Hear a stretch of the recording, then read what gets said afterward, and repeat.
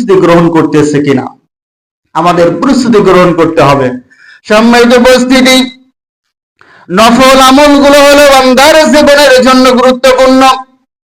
ফরজের পাশাপাশি যদি নফল ঠিক মতো থাকে, তাহলে কাল কিয়ামতের ময়দানে আল্লাহ তাআলা ওই বান্দার জীবনে যদি ফরজিয়াতের ঘাটতি হয়, তাহলে নফলের মাধ্যম দিয়ে আল্লাহ তাআলা পূরণ করে দেবে। সুবহানাল্লাহ।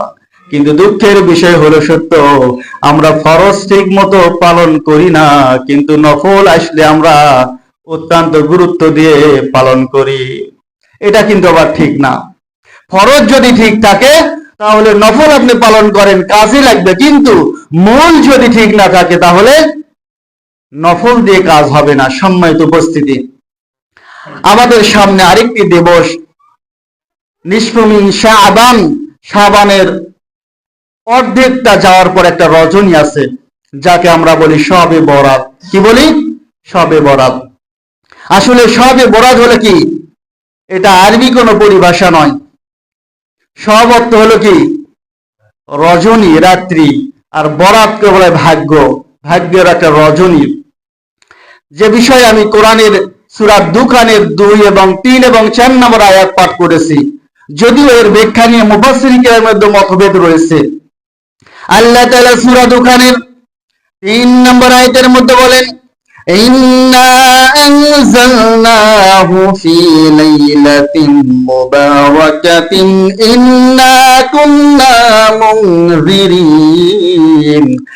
আমি তো এই কোরআনকে নাজিল করেছি এক বরকতময় রজনীতে, এবং আমি আল্লাহ তাআলা হলাম সতর্ককারী বান্দাদের জন্য। ফিহা ইউফরাকু কুল্লু আমরিন হাকিম। আর আমি এই রজনীতে প্রত্যেক প্রজ্ঞাময় জিনিসগুলো বান্দাদের জন্য স্থির করে রেখেছি। সুবহানাল্লাহ। এই সূরা দুখানের 3 এবং 4 নাম্বার আয়াতে ইকরামা রাহমাতুল্লাহি আলাইহি উনি বলেছেন যে এই আয়াতটা শাবান মাসের 15 তারিখের রজনীকে নির্দেশ করে। আল্লাহ তাআলা এই রাতকে বরকতময় করেছেন, প্রজ্ঞাময় করেছেন, এবং বান্দার 1 বছরের জন্য যেগুলো স্থিরীকৃত বিষয় এই রাত্রিতেই কি আল্লাহ তাআলা লাওহে মাহফুজ থেকে ফেরেশতাদের কাছে হস্তান্তর করে। তিনি একটা মত দিয়েছেন এই আয়াত সম্পর্কে, কিন্তু অনেক মুফাসসিরিন কিরাম বলেছেন না, আসলে ইকরামা রাহমাতুল্লাহ এর মতটা গ্রহণ করেননি। আসলে আয়াতটা দ্বারা আল্লাহ তাআলা লাইলাতুল কদরকেই বুঝেছেন। সুবহানাল্লাহ। মতভেদ 2 প্রকার আছে, তবে বিষয় হলো যেহেতু নফল একটা আমল, এটা নিয়ে আমরা কি বাড়াবাড়ি করব না, সারাসারি করব না। আজকে শাবান মাসের 10 তারিখ, আমরা যদি এই শবে বরাত নিসফু মিন শাবান মানে শাবানের মধ্য রজনী পালন করি, এটা আমরা কিভাবে করব সংক্ষিপ্ত ভাবে বলবো। সম্মানিত উপস্থিতি, তার আগে যে প্রস্তুতির বিষয়টি বলতেছিলাম, রমজান মাসে রোজার প্রস্তুতি আমরা শাবান মাসেই গ্রহণ করতে হবে। নবীজি সাল্লাল্লাহু আলাইহি সাল্লাম এই মাসে বেশি থেকে বেশি নফল সাওম পালন করেছেন, নফল আমল করেছেন। কেন? রমজান মাস 30টা দিন বা 29টা দিন আপনাকে সুবে সাদিক থেকে সূর্য অস্ত পর্যন্ত সমস্ত প্রকার পানাহার এবং অশ্লীল কাজ থেকে, যৌনাচার থেকে আপনাকে বিরত থাকতে হবে।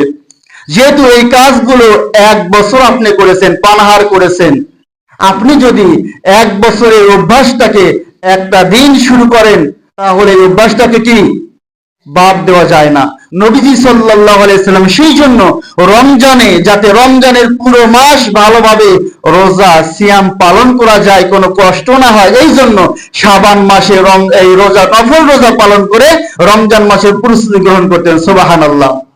আমি আপনাদের উদাহরণ দেই, অনেক সময় বলি যে আমাদের দেশে যেগুলো সেনাবাহিনী, পুলিশ বাহিনী রয়েছে, এই পুলিশ বাহিনীতে যখন নিয়োগ হয়, আর্মিতে যখন নিয়োগ হয়, তখন নতুন সৈনিককে কিন্তু সঙ্গে সঙ্গে অস্ত্র হাতে তুলে দেওয়া হয় না, মাঠে নেমে দেওয়া হয় না।